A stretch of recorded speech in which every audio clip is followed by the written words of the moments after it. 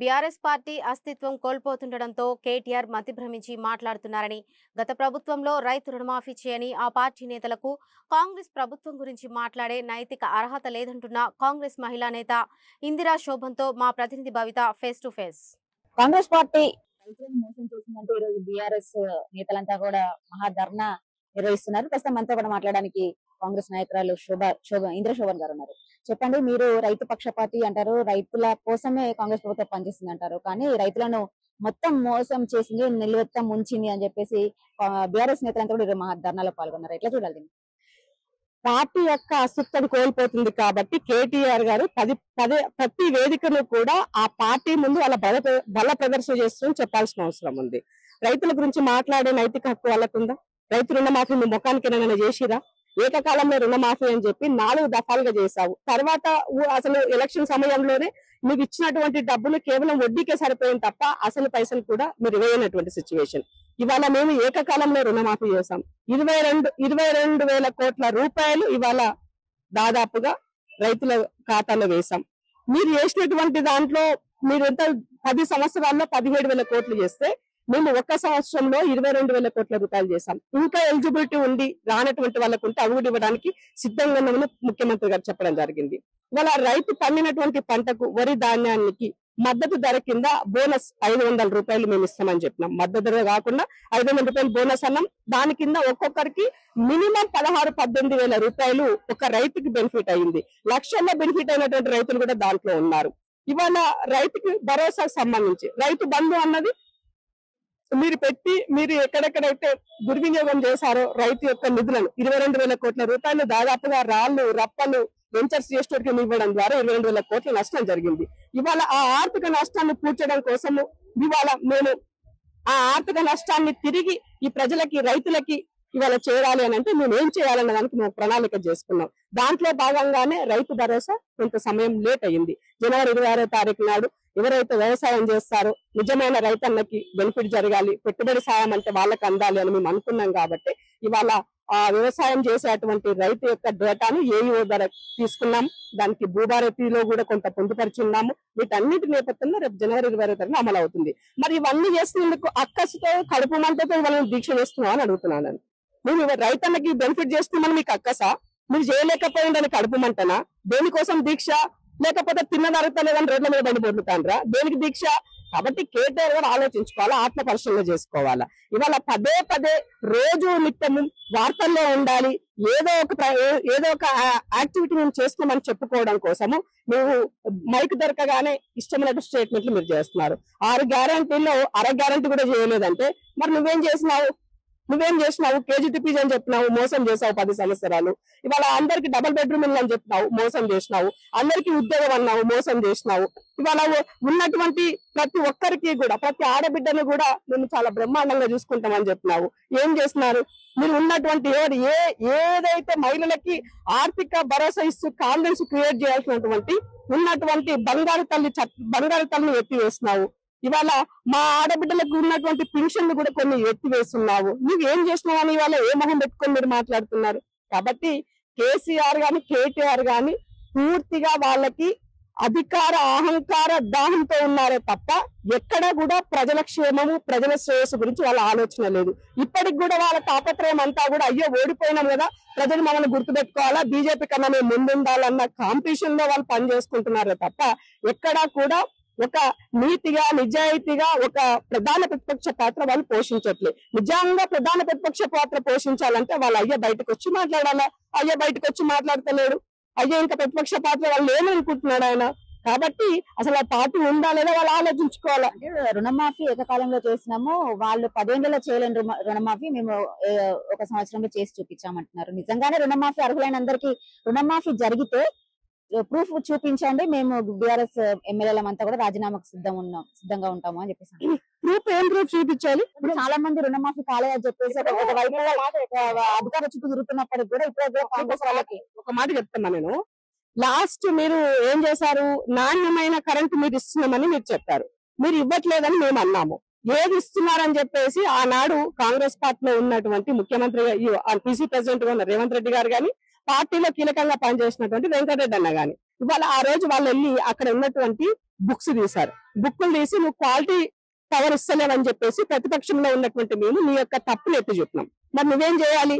ఏ రైతుకైతే అంటే యాక్చువల్ గా అన్ని రకాల అర్హత ఉంది, తనకు జరగలేదో ఆ రైతుని తీసుకొచ్చి నువ్వు చూపించాల్సిన బాధ్యత నీ పైన ఉంది. నువ్వు ప్రతిపక్ష పాత్రలో ఉన్నావు, నేను పాలక పక్షంలో ఉన్నా.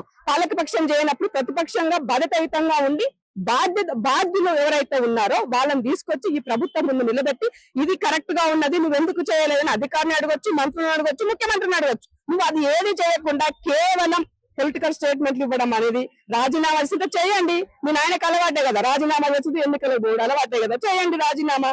తిండి ఎక్కువై రాజీనామా చేస్తున్నారు, డబ్బులు ఎక్కువై దాచుకుని డబ్బులు ఎక్కువై రాజీనామా చేస్తారు తప్ప ఎక్కడ కూడా ప్రజల పట్ల వాళ్ళకి చిత్తశుద్ధి లేదని దీన్ని బట్టి తెట్టదిల్లమవుతుంది. అంటే ముఖ్యంగా కొంతమంది రైతులు వాళ్ళ దృష్టికి తీసుకొచ్చిన విషయాలు అంటే మాకు రుణమాఫీ కాలేదు, మేము అర్హులమైనప్పటికీ అంటే 1,00,000 రూపాయలు ఉన్న వాళ్ళు ఉన్నారు, 1,00,000 ఉన్న వాళ్ళు ఉన్నారు, 2,00,000 పైగా కూడా కొంతమందికి రుణమాఫీ కాలేదు అని చెప్పేసి వాళ్ళ దగ్గరికి వచ్చిన సందర్భం ఉంది. వాళ్ళ పేర్లతో సహా కూడా వాళ్ళ ప్రెస్ మీట్లలో వాళ్ళు చూపించిన పరిస్థితి కనబడుతుంది. కావాలంటే 2,00,000 పైన ఉన్న వాళ్ళు అంటే ఎంత అమౌంట్ ఉంటే అంత కట్టుకోండి, రిమైనింగ్ మేము చేస్తామని చెప్పేసి ఇచ్చినటువంటి హామీ కూడా ఎక్కడ పోయిందని చెప్పేసి వాళ్ళు ప్రశ్నిస్తున్న పరిస్థితి కనబడుతుంది. వాళ్ళు ఎప్పటి నుంచో కూడా రుణమాఫీ కాలని చెప్పేసి అధికారుల చుట్టూ తిరుగుతుంటే కూడా ఒకరు కూడా పట్టించుకున్న పరిస్థితి లేదు అంటున్నారు. మీరు టెక్నికల్ గా మీ దగ్గర ఏమైనా వాళ్ళ దగ్గర టెక్నికల్ గా ఇవ్వాల్సినటువంటి పేపర్లు ఏమైనా ప్రాబ్లం ఉంటే జరగకపోయిండొచ్చు. నిజంగానే నాకు జరగని వాళ్ళు ఉంటే మీరు తీసుకురండి, చేస్తాము, ఇవ్వడానికి మేము సిద్ధం ఉన్నామని ముఖ్యమంత్రి చెప్పారు స్వయాన. తుమ్మల నాగేశ్వర గారు రెగ్యులర్ గా రివ్యూ చేస్తున్నారు, అఫీషియల్ కూర్చోబెట్టి మాట్లాడుతున్నారు. మరి అలాంటప్పుడు నిజంగానే మీరు రండి, ఒక కట్ ఆఫ్ డేట్ పెడతారా, ఎప్పుడు పెడతారో మీరు అందరినీ వాళ్ళని తీసుకొని రండి. మేము వాళ్ళెందుకు, వాళ్ళ దగ్గరికి ఎందుకు, రైతులకే డైరెక్ట్ ఓపెన్ చెప్తున్నాం. ఎవరెవరైతే రైతన్నలు ఉన్నారో, రుణమాఫీ జరగని వాళ్ళు ఉన్నారో, మీకు ఇబ్బంది కలిగి ఉంటుందో, మీరు అన్ని అర్హతలు ఉండి మీకు జరగనట్లయితే తప్పకుండా పార్టీ ఆఫీస్ కి రండి. మా పిసిసి ఆధ్వర్యంలో మిమ్మల్ని అందరినీ తీసుకెళ్లి ముఖ్యమంత్రి గారి ద్వారా చేపిస్తాం కదా. సో పార్టీ ఉంది ఏదో పని చేయడానికి, మీరు ప్రభుత్వ దగ్గరికి పోలేకపోతే పార్టీ సిద్ధంగా ఉన్నది. ఈ పార్టీ మీకు హామీ ఇచ్చింది చేస్తామని చెప్పేసి పిసిసి ప్రెసిడెంట్ గా మహేష్ అని కూడా సిద్ధంగా ఉన్నాడు దానికి చేయడం కోసం. కాబట్టి మాకు ఎలాంటి భేషజాలు లేవు. ప్రజల కోసం ఒక మెట్టు దిగడానికి సిద్ధం, ఒక మెట్టు ఎక్కడానికి కూడా సిద్ధం. 6 గ్యారంటీలు అని చెప్పారు, 420 హామీలు చెప్పారు. 6 గ్యారంటీలను 13 అంశాలను పొందుపరిచారు. 6 గ్యారంటీలు 100 రోజులు అని చెప్పేసి ఇప్పటివరకు ఎన్ని అమలు చేశారు? ముఖ్యంగా మహిళలకు పెద్దపీట వేస్తుంది అని చెప్పేసిన కాంగ్రెస్ పార్టీ తులం బంగారం ఎక్కడికి పోయింది? మహిళలకు ప్రతి నెల ఇస్తాన 25,000 ఎటుపోయినాయి? ఒక్కొక్క మహిళకు 30,000 పైగా బాకీ పడ్డారు. ఇవన్నీ ఎటుపోయినాయి హామీలు? ఇక్కడ అరకొర హామీలు కూడా నెరవేర్చిన రేవంత్ రెడ్డి 6 గ్యారంటీలు చెప్పి పోయి ఢిల్లీలో ఇంకో గ్యారంటీ ఎక్కువ చెప్పేసి గ్యారంటీలు ఇస్తామని చెప్తున్నారు. ప్రజలు ఎవరు నమ్ముతారు అని చెప్పేసి. చెల్ల మీరు జర్నలిస్ట్ కదా, మీ దగ్గర మైక్ ఉన్నది, బస్సు పోయి బస్సులు అడగండి. మీకు కరెంట్ బిల్లు మాఫీ అయిందా లేదా అడగండి, జీరో బిల్ అయిందా లేదా అడగండి, సిలిండర్లు మీకు వస్తున్నాయా లేదా అడగండి. సో ఒకవేళ మీరు ఫ్రీ బస్ ఎక్కి తిరుగుతున్నా లేదా అడగండి. మీకు మొన్న ఇచ్చిన రుణమాఫీ కింద మీరు ఎలిజిబుల్ అయిందా లేదా అడగండి. మీ ఇంటికి ఆరోగ్యశ్రీ అనే దాని కింద మీరు అమలు అవుతుందా లేదా మీరు అడగండి. మేము అబద్ధం చెప్పట్లేదు. 6 గ్యారంటీ గల 13 అంశాలు ఉన్నాయి. 11వ సంవత్సరం నుంచి మీ మంత్రులంతా కావచ్చు, సీఎం ఎదుర్కొని ప్రతి కార్యకర్త వరకు కూడా వచ్చినటువంటి హామీలు అవేనా చెప్పాల్సినవి? అంటే ఒక ఫ్రీ జర్నీ కావచ్చు, ఆరోగ్యశ్రీ కావచ్చు, ఉచిత విద్యుత్ కావచ్చు, ఇవేనా ఇంకా మీరు చేయాల్సిన మిగతా పెండింగ్ లో అడిగేది వాళ్ళు? మేము చెప్తున్నాం ఏంటంటే ఇచ్చిన ప్రతిదీ కూడా చేయడానికి సిద్ధంగా ఉన్నాం. ఆర్థిక వెసులుబాటు కూడా చాలా ఇంపార్టెంట్, పైసలతో కూడినటువంటి పనులు కాబట్టి డెఫినెట్ గా వాటికి చేయాల్సిన సమయంలో అప్రాప్రియేట్ గా నిర్ణయం చేస్తున్న వాటికి సంబంధించిన కసరత్తు అనేది నడుస్తుంది. బట్ ఇవాళ ఒక స్కీమ్ అనేది అసలైనటువంటి నిజమైన పేదవాడికి ప్రభుత్వ పథకాలు అందాలి. దాంట్లో మేము చాలా సీరియస్ గా ఉన్నాం, అదే దిశగా అడుగులు వేస్తున్నాం. కానీ మీరు పదే పొద్దున్న లేస్తే పిల్లి శాపనార్థాలు పెట్టే పనిలో మీరు ఉన్నారు. కానీ మీకేం పని ఉంది వల్ల ఏం పని లేదు, ఆ పని తప్ప. బట్ మాకేముంది, బాధ్యత ఉన్నది ప్రజల పట్ల. వాళ్ళ పట్ల ఇచ్చిన మాట నిలబెట్టుకునేటువంటి కమిట్మెంట్ వాళ్ళ ఉంది కాబట్టి వాటికి సంబంధించినటువంటి వాటి కోసం ఇవాళ తహతాలాడుతూ ఎలా చేయాలని, ఇవాళ పెట్టుబడులు కావాలి, డబ్బులు కావాలని రేవంత్ రెడ్డి గారు ఇవాళ 1 year అయినా కూడా ఇవాళ కూడా మళ్ళీ విదేశీ పర్యటన ఉన్నారు. పండుగ పూట కూడా ఒక్కనాడు సెలవు తీసుకోలేదు ఆయన. ఈ రోజు కూడా ప్రజలతోనే మమేకమై ప్రజల కోసము పనిచేయడం కోసం, ప్రజలకు కావాల్సినటువంటి ఆకాంక్షలు ఎలా నెరవేర్చడం డబ్బుల కోసం పరిగెడుతున్నారు. వాటి గురించి ఎక్కడ పెట్టుబడులు వస్తాయి, మనం ఎక్కడ ఏం చేయగలుగుతామని ఆలోచిస్తున్నారు. మరి మీరేమున్నది, మీరు దోచుకున్న సొమ్మంతా తీసుకెళ్లి విదేశాల్లో దాచుకున్నారు. తిరిగి ఆ సొమ్మునంతా ఇవ్వండి, ఈ రాష్ట్రానికి తిరిగి ఇవ్వండి. పోనీ మాకు ఇవ్వకండి, ప్రభుత్వానికి పంపండి. ప్రభుత్వానికి మా దగ్గర నుంచి, మా టిఆర్ఎస్ పార్టీ నుంచి ఇన్ని వేల కోట్ల రూపాయలు మీకు మేము పండుగ ఇస్తున్నాము ఈ ప్రభుత్వానికి, ఈ ప్రజలకు అని చెప్పండి. మీ పేరే చెప్తాం, బిఆర్ఎస్ వాళ్ళు ఇచ్చారు ఇన్ని వేల కోట్లని మేము చెప్తాం, మీ పేరు క్రెడిట్ మీకే ఇస్తాం, మాకు మీకే ఇస్తాం. ప్రజలకు ఆటోమేటిక్ గా సంక్షేమ పథకాలు బ్రహ్మాండంగా ముందుకెళ్తాయి. తులం బంగారం ఏం కర్మ, మా ఎక్కడికి తులంన్నర బంగారం కూడా పెడతాం అప్పుడు కదా. ఇంత పెట్టడానికి ఏమి బాధ? మన ఇంట్లో అమ్మగారు అప్పుల పాలైనప్పుడు ఇంటికి బిడ్డ వేస్తే నాయన నాకు తులం బంగారం కావాలంటే అప్పు చేసి తండ్రి పెడతాడా? తన ఆల్రెడీ పెళ్లి చేసి అప్పుల పాలైనడు ఇంకింత అప్పు చేయమంటే తండ్రి చేస్తాడా? తనకు మించిన భారమే కదా. కాబట్టి ప్రజలు కూడా అర్థం చేసుకుంటున్నారు. మీరు పదే పదే ఇవాళ హామీలు ఇచ్చారు కాబట్టి నెరవేర్చండి అంటే ఈ ఒక్క సంవత్సరంలో మా దుకాణం బంద్ చేసుకొని పోతలే. ఒక్క సంవత్సరంలో దుకాణం బంద్ చేసుకొని నుంచి దుకాణం బంద్ చేసుకోవాలని మీరే చెప్తున్నారు. కానీ ఆ ఎన్నికల హామీలో కూడా 5 ఏళ్ళు ఇంకా 4 ఇయర్స్ ఉంది. 1 ఇయర్ కంప్లీట్ అయింది. 4 సంవత్సరాలు ఉంది. సంక్షేమ పథకాలు ఇవ్వడంలో చాలా ఇచ్చిన మాట నిలబెట్టుకోవడంలో కాంగ్రెస్ పార్టీ ముందు నిలబెడుతుంది. అదే ప్రయత్నంలో మేమున్నాం. కానీ మీరు పదే పదే 420 అంటే 420 పనులు చేసింది మీరు. 420 పనులు చేసి ఇలా మమ్మల్ని 420 అంటే ఎట్లా? ఆ 420 చేయబట్టే ఇవాళ ఆర్థిక వ్యవస్థ కుప్పగూలిపోయింది. డబ్బులు లేక ఆగంలో ఉన్నాం ఇవాళ మనము. వేరే వాళ్ళకి 1వ తారీఖు జీతం ఇవ్వలేకుంటున్నారు కదా మీరు. మీ 1వ తారీఖు జీతం ఇస్తాం కదా, ఇస్తున్నాం కదా, పింఛన్ ఇస్తలేమా? ఇస్తున్నాం కదా. మరి నువ్వేం పడిచినావు అడుగుతున్నావు నేను. నువ్వు దాచుకోనికి ప్రభుత్వాన్ని వాడుకున్నావు, నియంత్రితంగా పాలన చేసినావు. నేను అట్లా చేయలేదే. నా కుటుంబ సభ్యులు పూర్తి వచ్చి భాగస్వామ్యం అయ్యి పాలన కొనసాగిస్తలేరే. అధికారంలోకి వస్తే హామీలు నెరవేరుస్తామని చెప్పలేదు మీరు. అధికారంలోకి రాగానే 100 రోజులలో హామీలు నెరవేరుస్తామని చెప్పి అధికారంలోకి వచ్చిన తర్వాత నెరవేరుస్తామంటే మీరు అన్నట్టుగా 5 ఏళ్ల టైం. కానీ మీరు ఇచ్చింది 100 డేస్ మాత్రమే. 100 డేస్ లో ఎందుకు నెరవేర్చలేదనే కదా అందరూ అడిగేది. అమ్మ మీరు కూడా అంతా బాగుంటే 100 రోజులు ఏం కర్మ, వచ్చిన రోజే ఏడయ్యడం సిద్ధంగా ఉన్నాం. కానీ ఉన్నటువంటి వ్యవస్థలో పూర్తిగా ఎక్కడ చేయి పెట్టినా, ఏం చేసినా, ఏ స్కీమ్ చూసినా కూడా మీరు చేసినటువంటి దగాకోరు పనులు, సన్యాసి పనులు అన్ని అన్న కనబడుతున్నాయి. అలాంటప్పుడు ఎట్లా నడుపుతామో అడుగుతున్నాను నేను. ఏమన్నా మాట్లాడితే ఆ రోజు తెలియదా అంటున్నారు. నువ్వు యాక్చువల్ గా బయట ఉండి మాట్లాడినప్పటికీ, టెక్నికల్ గా కరెక్ట్ సిస్టమ్ లో ఉండి చూసినప్పటికీ చాలా లాట్ ఆఫ్ డిఫరెన్స్ ఉంటది. సో నువ్వు ఉమ్మడి ఆంధ్రప్రదేశ్ లో చాలా చెప్పినావు. ఉమ్మడి ఆంధ్రప్రదేశ్ లో ఉన్ననాడు ఉద్యమ సమయంలో చాలా మాట్లాడినావు. తెలంగాణ రాగానే ఏం చేసినావా? చెప్పినావా? మరి ఉద్యమంలో ఉండి ఎందుకు చెప్పినావు అన్ని మాటలు? ఆ రోజు పోకిరి మాటలు మాట్లాడినావు కదా, ఆ రోజు గుర్తు రాలేదా? తెలంగాణ ఉమ్మడి ఆంధ్రప్రదేశ్ లో ఇంత ఆదాయం ఉన్నది.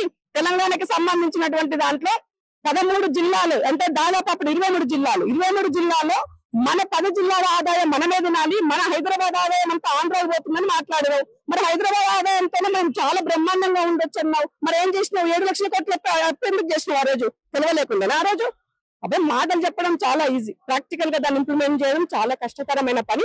బట్ ఆర్థిక వ్యవస్థను గాడిలో పెట్టుకోవడం ఇవాళ మన ముందున్నటువంటి ముఖ్యమైనది. దీనికి తోడు కేంద్రం నుంచి రావాల్సినటువంటి నిధులు కూడా ప్రాపర్ గా రాకపోవడం కూడా కష్టమైన పని. సో కేంద్రం వాళ్ళు కూడా గోతికారు నక్కలాగా ఎదురు చూస్తారు బీజేపీ వాళ్ళు. ఇక్కడ పైసలు ఇవ్వకపోతే పాలన చక్కగా జరగదు, ప్రజల్లో వ్యతిరేకత వస్తుంది. అప్పుడు ఆటోమేటిక్ గా రేవంత్ రెడ్డి సంగతి చూడొచ్చు వాళ్ళు మాట్లాడుకుంటున్నారు. కాంగ్రెస్ పార్టీ ఎట్లుంటో చూస్తామో వాళ్ళు అనుకుంటున్నారు. దానికి మీరు రాజ్యం పోస్తున్నారు ప్రతిసారి. కానీ కమిట్మెంట్ ఉన్నటువంటి వ్యక్తిగా రేవంత్ రెడ్డి ముఖ్యమంత్రిగా ఆయన పనితనంతో ఆయన పని చేస్తూ ఉన్నారు. ప్రజలకి ఓపిక ఉంది, లీడర్లకే ఓపిక లేదు. తప్పకుండా ఇచ్చిన ప్రతి మాట నెరవేరుస్తాం. వాళ్ళ యొక్క హామీ కోసమే వాళ్ళ జీవితంలో చివరి నిమిషం, చివరి రక్త బొట్టు వరకు పనిచేయడానికి నేను సిద్ధమని రేవంత్ రెడ్డి గారు మొన్ననే చెప్పినారు. మళ్ళా అదే ప్రశ్నలు ఏమంటారు, పాడిందే పాట పాసండా దాసరా అదే మాట మాట్లాడితే ఏం ఉపయోగం చెప్పండి? బోనస్ పేరు చెప్పారు, రైతు భరోసా ఎగ్గొట్టే ప్రయత్నం చేస్తున్నారు. ఇప్పటికే 2 ఇన్స్టాల్మెంట్ లో కూడా రైతు భరోసాను కోల్పోయారు. హామీలలో ఇచ్చినప్పుడు ఎకరాకి 15,000 చెప్పి ఇప్పుడు 12,000 తగ్గించారు. ఖచ్చితంగా 15,000 ఇచ్చే వరకు పోరాడతాము, ధర్నాలు చేస్తూనే ఉంటాము అంటున్నారు. చేయమని రోడ్డు మీద కూర్చోమనండి, తినొద్దని ఒక్క మెక్కుడు తినొద్దని చెప్తున్నాను కేటీఆర్ కి. ఒక్క మెతుకు కూడా వినకన్నా నువ్వు సన్నగా కావాలా, ఇట్లా చేప పిల్లలకి ఎండాలా నువ్వు. అప్పుడే కనుక కష్టం, అసలు మీరు చేసిన తప్పులేదని మీకు అర్థమైపోతుంది. నువ్వు డబ్బులు ఉంటే చేయడానికి ఎవరికేంటమ్మా బాధ కాదు కదా. రేవంత్ రెడ్డి దగ్గర డబ్బులే ఉంటే నిజంగానే ఖజానా బ్రహ్మాండంగా ఉన్నట్లయితే మా అన్న 7,500 కాదు మీకు ఇచ్చిన హామీలో, 15,000 రూపాయలు కాదు 20,000 కూడా మేము సిద్ధంగా ఉన్నాం. అది కావాలి కదా. సో ఇవాళ ఉన్నటువంటి ఆర్థిక వెసులుబాటుని బట్టి ఇవాళ 12,000 సంవత్సరానికి 12,000 ఇస్తామని చెప్పాం. ప్రజల నుంచి వ్యతిరేకత లేదు, వీళ్ళ నుంచి మాత్రమే వ్యతిరేకత వస్తున్నది. సో తప్పకుండా ఇచ్చిన ప్రతి మాటని నిలబెట్టుకోవడానికి మేము సిద్ధంగా ఉన్నాం. 4 సంవత్సరాల కాలం ఉన్నది. రైతులను ఒప్పించుకుంటాం, ప్రజల్ని ఒప్పించుకుంటాం. అది మా బాధ్యత, మీకెందుకు బాధ అని అడుగుతున్నాం మేము. సో తొందరలో ఉప ఎన్నికలు కూడా రాబోతున్నాయని చెప్పేసి ఒక కామెంట్ చేశారు. దీన్ని ఎట్లా చూడాలి? పగటికలు అంటున్నారు వాళ్ళంటారు. అందుకే ముందే కనుక ఎప్పుడా అధికార దాహంతో తాతాలాడుతూ పదే కోట్ల చుట్టూ తిరుగుతున్నారు. మరి లాస్ట్ టైం మీ పార్టీలో కూడా చాలా ఫిరాయింపులు జరిగినాయి. మా పార్టీకి సంబంధించిన 12 మంది మీ పార్టీలు వేసుకున్నారు. మరి ఆ రోజు ఎందుకు గుర్తురాలే ఈ ఫిరాయింపులు? అంటే నువ్వు ప్రతిపక్షంలో రాగానే అన్ని యాదికి వస్తున్నాయి. గురువింద సామెత యాదికి వస్తుంది ఇప్పుడు నాకు ఈ సందర్భంగా. కాబట్టి కేటీఆర్ గారు మాట్లాడే ప్రతి మాట కూడా రిపీట్ అవుతుంది. మీరు ఆ రోజు ఏం చేశారు, ఇవాళ ఏం చేస్తున్నారు, ఇవాళ ఏం మాట్లాడుతున్నారు, ఇది సమాజం మాట్లాడుకుంటుంది, మనం మాట్లాడుకోకర్లే. ఇది మొత్తానికి కాంగ్రెస్ పార్టీ అంటే ఒక కమిట్మెంట్ తో పనిచేస్తుందని చెప్పేసి ఇందిరా శోభన్ చెప్తున్న పరిస్థితి కనబడుతుంది. అధికారంలో ఉన్నప్పుడు ఒక మాట, అధికారం పోయాక ఒక మాట మాట్లాడుతున్నారు బీఆర్ఎస్ నేతలంటూ కూడా వాళ్ళు కామెంట్ చేసిన పరిస్థితి కనబడుతుంది. Camera person Srikanth, 690 TV.